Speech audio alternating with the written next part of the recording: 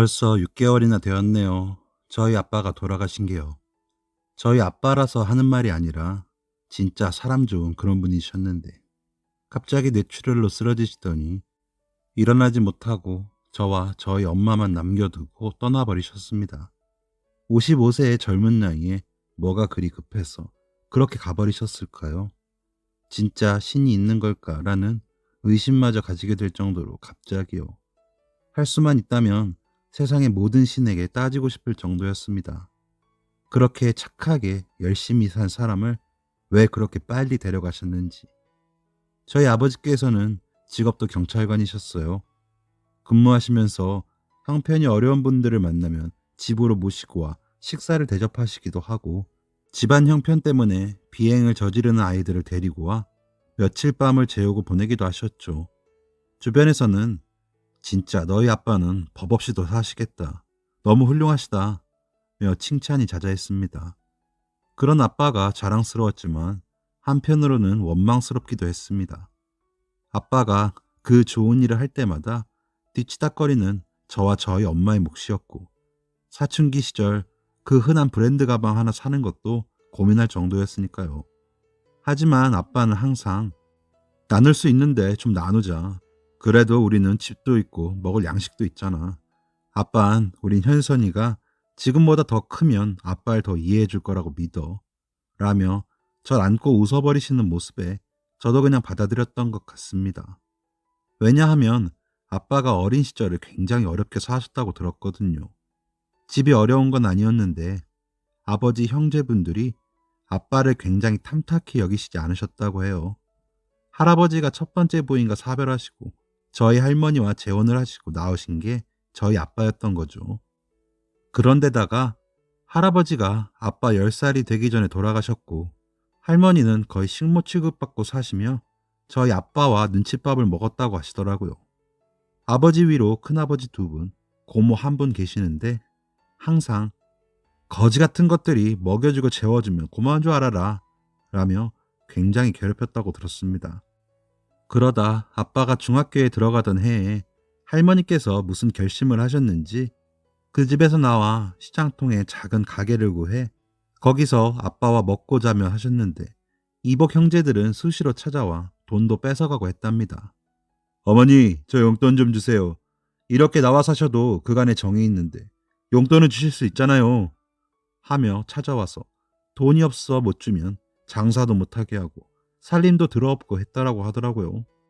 그렇게 어려웠는데도 할머니는 밥 굽는 사람이 있으면 들어오라고 하셔서 밥도 먹여서 보내고 하셨대요.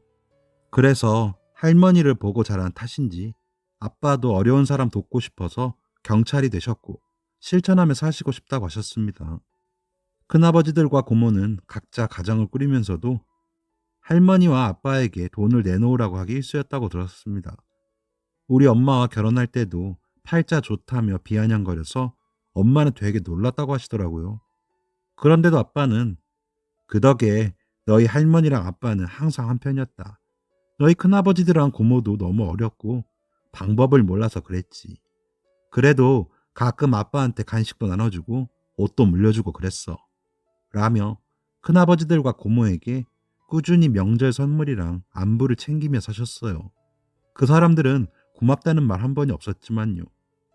그래서인지 할머니께서 돌아가시고 난 뒤로 아빠는 사람들을 더 좋아하고 더 베풀고 싶어 하셨어요. 그런 아빠에게 고향 친구분께서 찾아오셨는데 사업 계획서를 내미시며 정말 좋은 투자처가 있다고 설명하셨나 봐요. 생전 그런 거에 관심 없으셨는데 그럴싸해 보이신 건지, 그 친구를 진짜 믿으셨던 건지 그동안 모아놓으신 모든 돈으로 투자를 하셨거든요. 저한테 우리 딸 시집갈 때 아빠가 뭐라도 하고 싶어서 모아둔 돈까지 넣었으니까 이거 대박나면 우리 딸 다 가져가 라며 한박 웃음을 지으시던 아빠 얼굴을 생각하면 지금도 눈물이 흐릅니다. 하지만 아빠의 믿음은 배신으로 돌아왔습니다. 이익금을 주기로 한 날짜가 되어도 연락이 안 되던 친구는 지명 수배자가 되어버렸고, 심지어 우리나라를 떠나 잡기도 힘들게 되어버렸거든요. 아빠 같은 사람 만나서 행복하다 하시던 엄마도 그때는 좀 속이 상하셨는지 그러게 송충이가 솔잎이나 먹지 왜 욕심을 부렸어요. 그 돈 제대로 써보지도 못하고 이게 뭐예요. 이럴 줄 알았으면 나도 좀 쓰고 살걸. 이라며 아빠에게 원망 섞인 말도 쏟아내시게 됐습니다. 아빠는 한동안 술을 안 드시면 잠을 자지 못하셨고 저와 저희 엄마 얼굴을 잘 바라보지 못하셨습니다. 그때 손이라도 잡아드릴 걸. 괜찮다고 내가 돈 많이 벌어서 호강시켜 드린다고 할 걸. 후회만 남습니다. 사기를 당했다는 것을 알고 한 2주쯤 후에 퇴근하시던 아빠는 쓰러지셨고 저와 저희 엄마가 연락을 받고 병원으로 달려갔을 때에는 이미 돌아가셨더라고요. 엄마는 장례식장에서도 몇 번을 실신하시고 응급실에 누워 계셨는지 모릅니다. 그래도 아빠가 주변에 잘했던 탓인지 조문객들께서 많이 오시고 오셔서 많이 슬퍼해 주셔서 저희 아빠는 외롭지 않게 가실 수 있었습니다.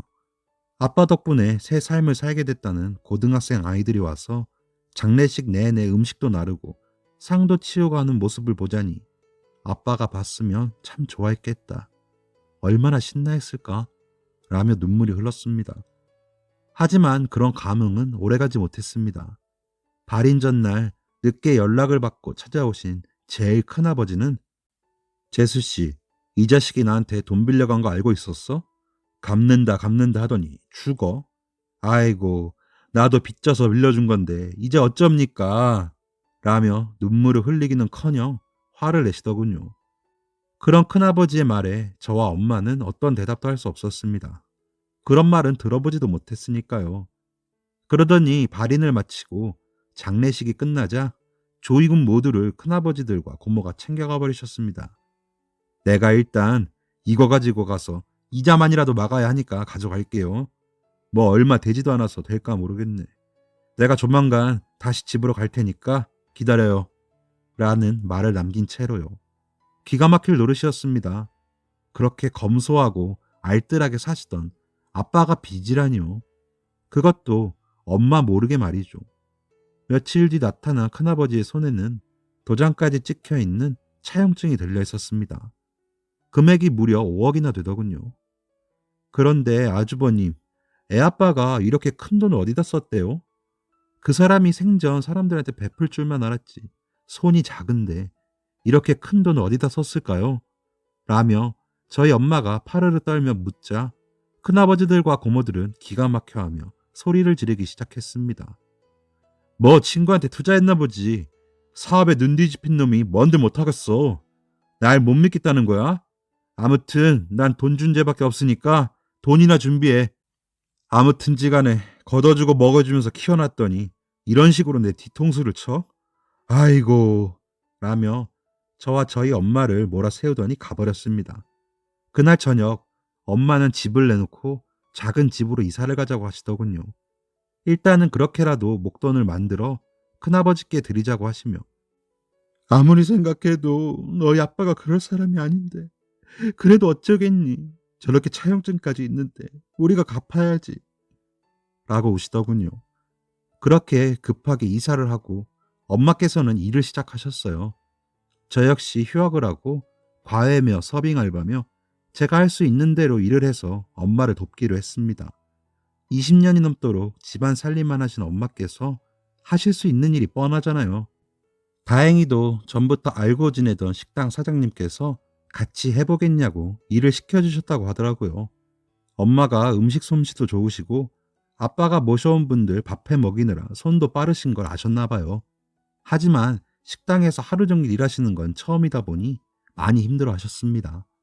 저녁마다 퉁퉁 부은 손으로 허리며 다리에 파스를 붙이기 바쁘시더라고요. 장례식 때도 저희 곁을 지켜주시고 엄마께서 응급실에 계실 때 살펴주시고 하던 외갓집 식구들은 저희 이사 소식을 듣고 함께 도와주셨어요. 아빠의 성품을 가장 좋아하시고 존경하신다던 외삼촌도 그 누구보다도 슬퍼하시긴 했지만 금전적으로 도와주시진 못했어요.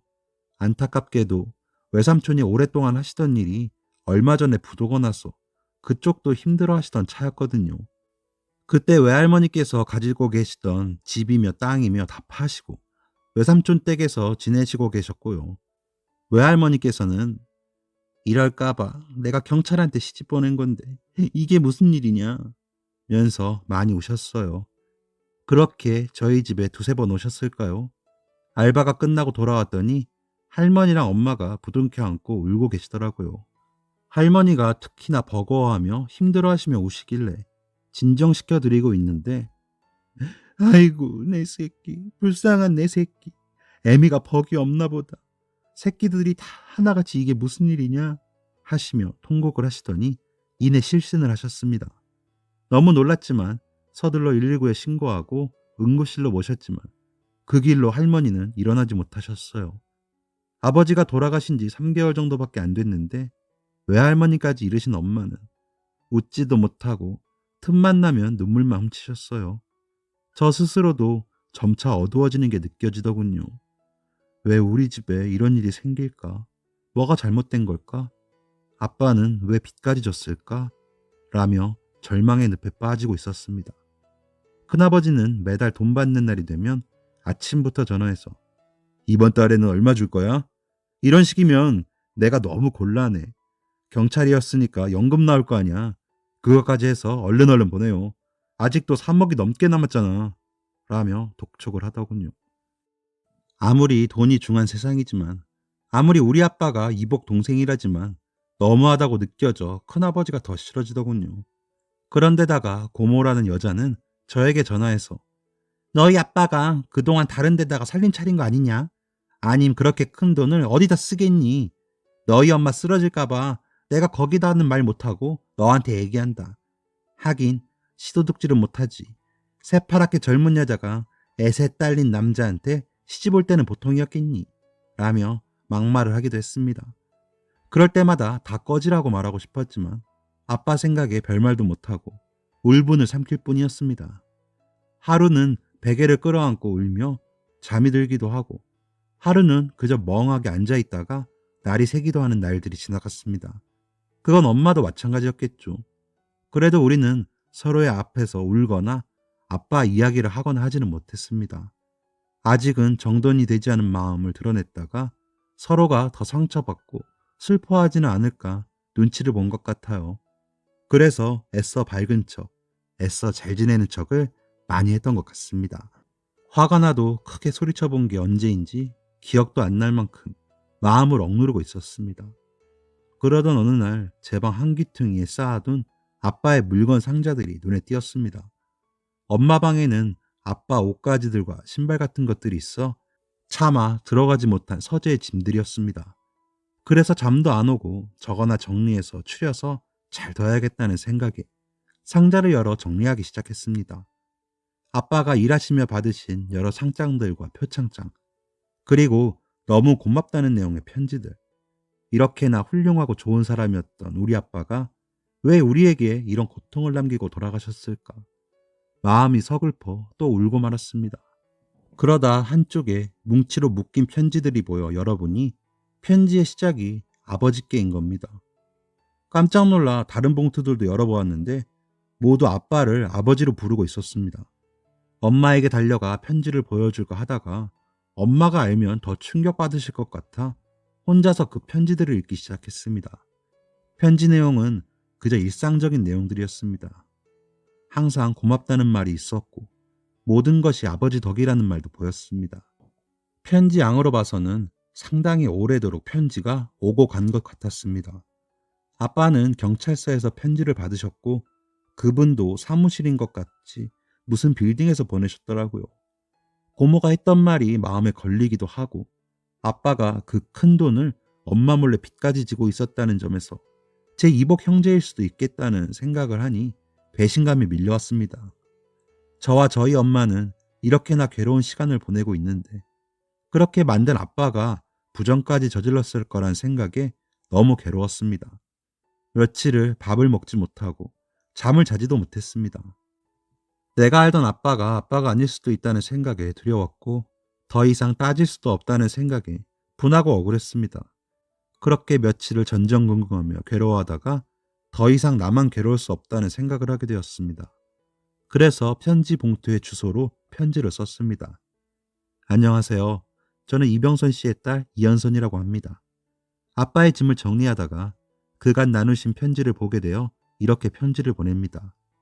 아실지 모르겠지만 아빠는 4개월 전쯤 뇌출혈로 돌아가셨습니다. 저희도 너무나 갑작스러웠고 이런저런 사정들로 이사까지 하느라 정신이 없었습니다. 그러다 정리가 덜 된 아빠 짐을 정리하면서 보내신 편지를 발견했습니다. 저희 아빠를 아버지라고 부르시던데 관계가 어떻게 되시는지 궁금합니다.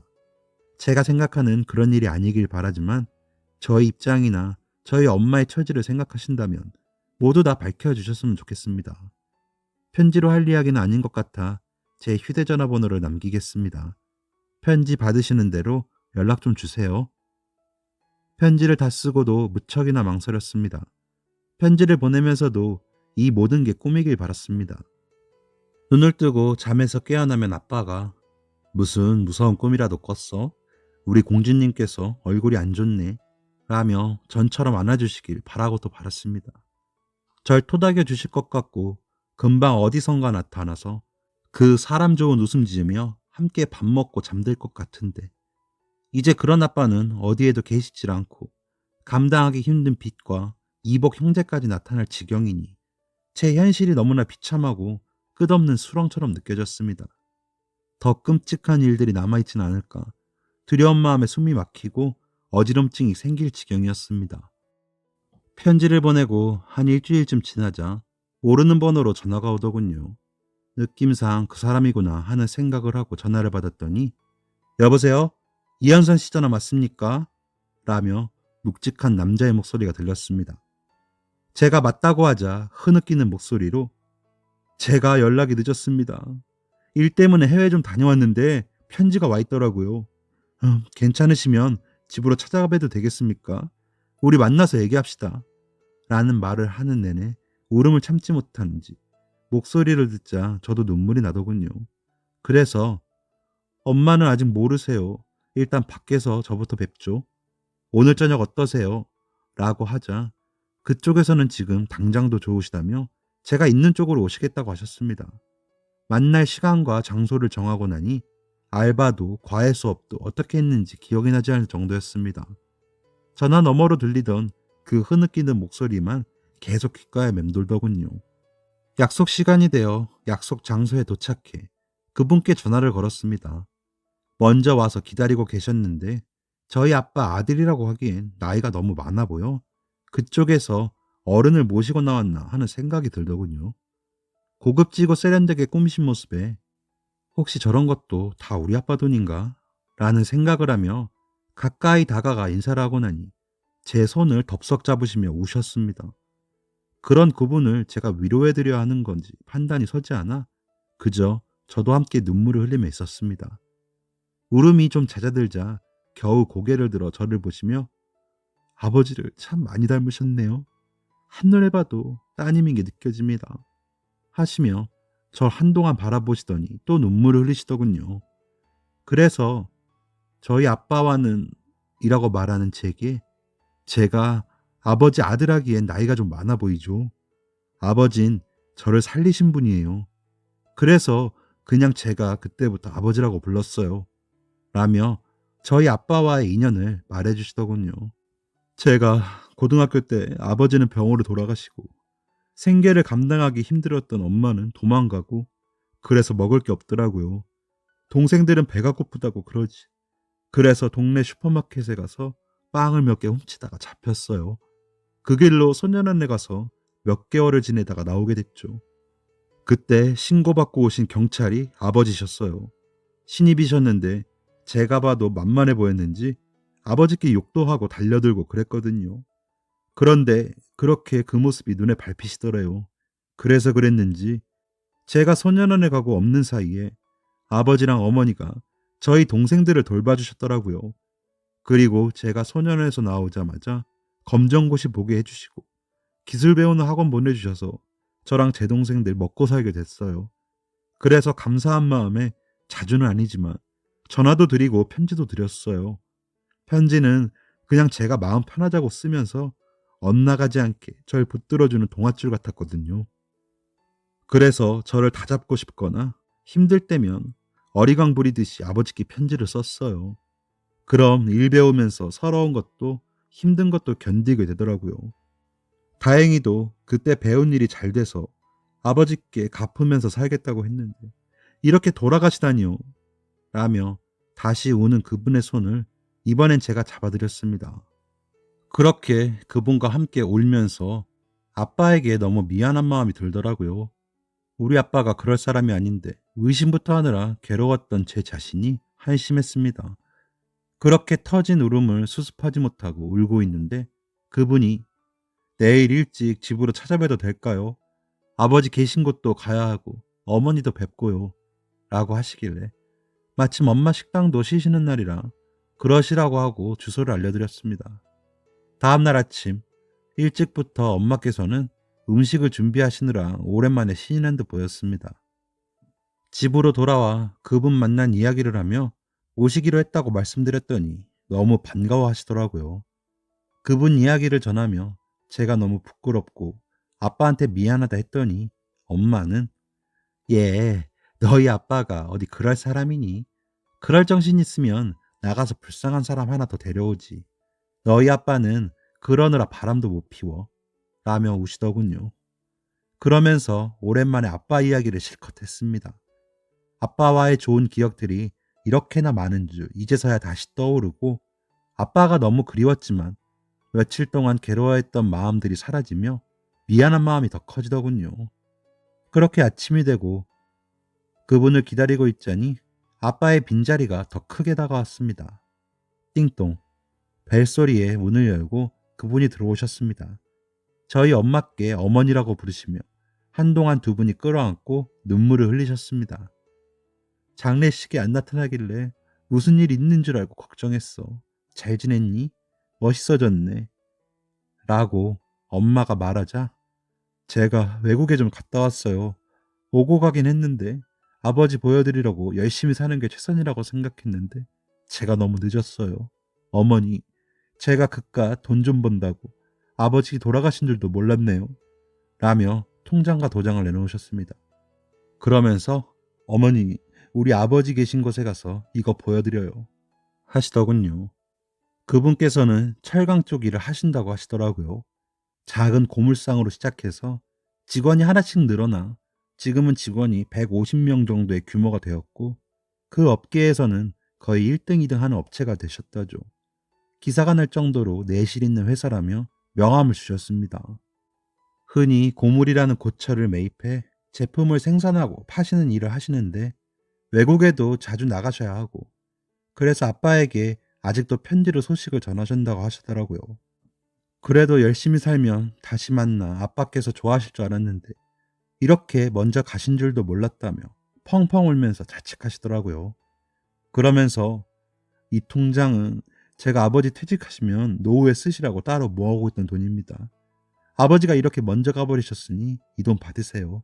제발 저 사람 노릇 좀 하게 받아주세요. 어머니, 제가 이 돈을 못 드리면 앞으로 아버지를 어떻게 찾아뵙니까? 라며 엎드려 오시더라고요. 엄마와 저는 그 통장을 보고 입이 다물어지지 않았습니다. 자그마치 공이 9개였어요. 엄마랑 그분의 손잡고 얼마나 울었는지 모릅니다. 염치가 없었지만 저희는 너무 절실했으니까요. 그래서 그분과 아버지를 모셔 나온 납골당에 가서 인사드리고 그분 차를 타고 돌아오는 길에 엄마의 전화벨 소리가 울렸습니다. 전화를 확인한 엄마의 표정이 안 좋아지더니 이내 전화를 받으시더군요. 제스씨, 이번 달에는 돈을 좀 2배로 줘야겠어. 나도 돈 들어갈 때가 한두 군데가 아닌데 아주 곤란하다고. 라는 소리가 전화기 밖까지 들릴 정도로 매섭게 소리치듯 말하는 게 큰아버지더군요. 노력해 볼게요. 라고 전화를 끊으시는 엄마를 유심히 보시던 그분이 무슨 일이세요? 라고 물어서 엄마께서 그간의 일들을 말하셨습니다. 그런데 그분이 아버지가 그분들께 돈을 보내면 보냈지 빌리셨다고요? 이상하네요.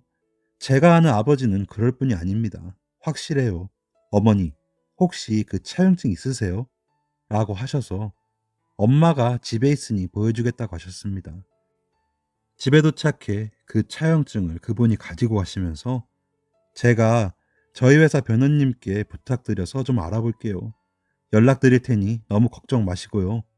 현선 씨, 혹시나 무슨 일 있으면 연락 줘요. 무슨 일 없어도 연락해도 돼요. 라며 가시더군요. 약간의 희망 같은 게 생기는 기분이었습니다. 어쨌거나 아빠가 투자했던 돈보다 훨씬 큰 돈이 돌아왔으니 우리도 조금은 나은 삶을 살 수 있지 않을까 하는 그런 기대감도 생겼죠. 그리고 그분을 아빠 아들이라고 부르기로 속으로만 생각했습니다. 웃기기도 했지만 왠지 든든한 마음이 들어 좋았습니다. 며칠이 지나자 큰아버지들과 고모가 저희 집으로 밤늦게 찾아왔더군요.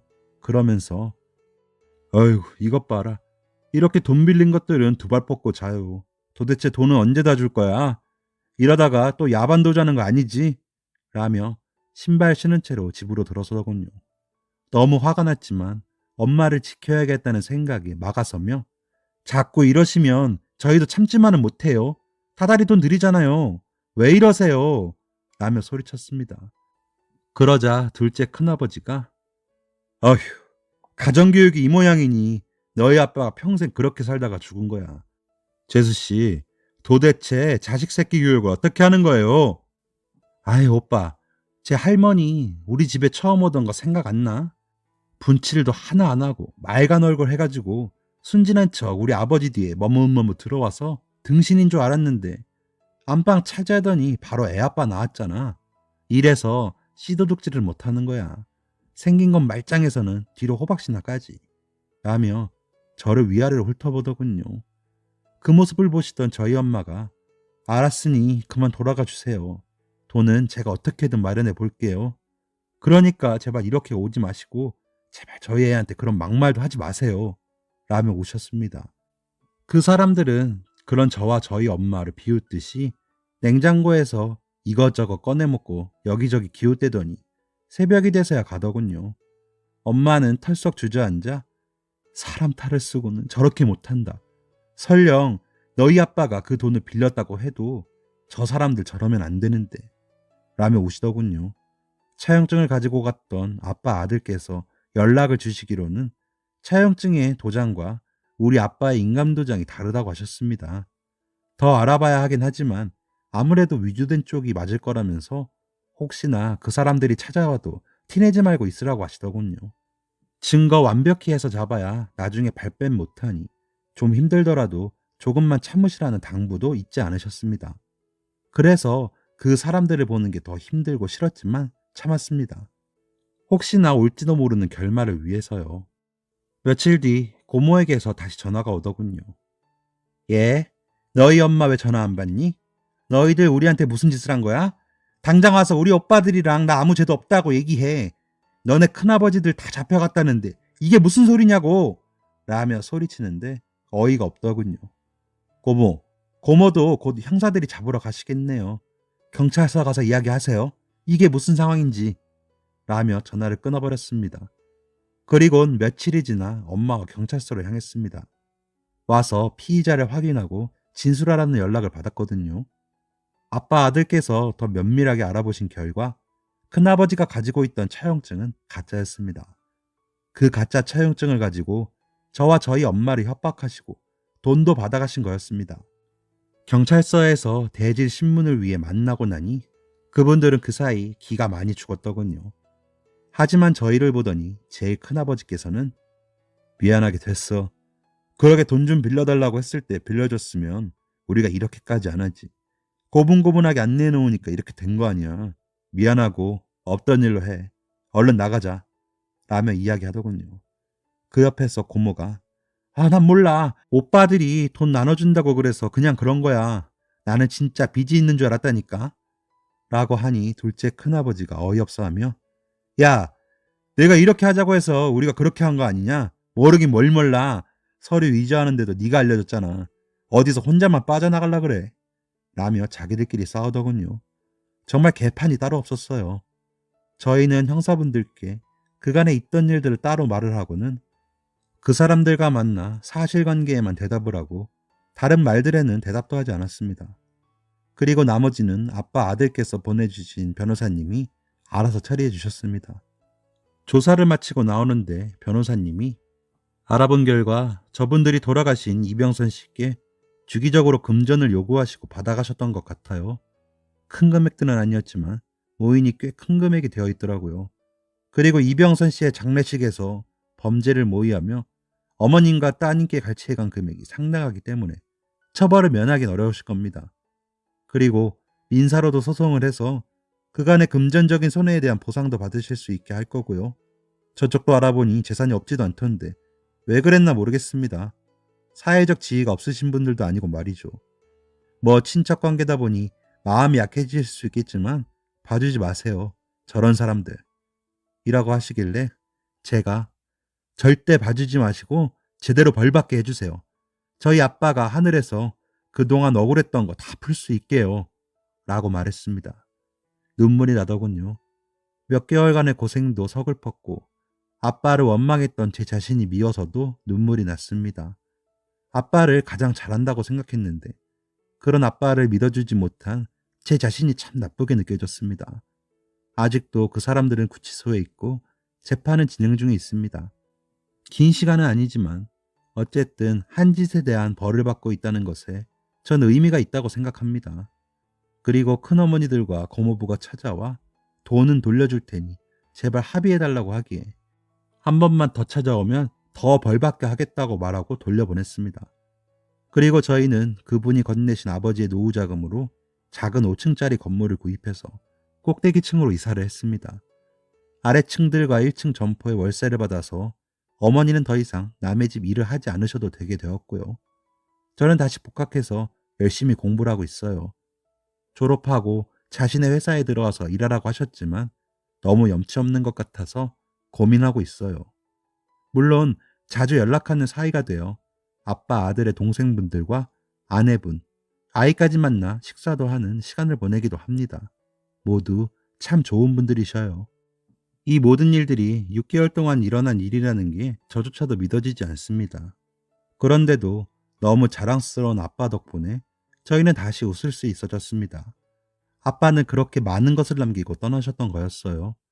아빠가 뿌려놓은 온정들이 사랑의 부메랑이 되어 남겨진 저와 엄마에게 돌아온 것이지요.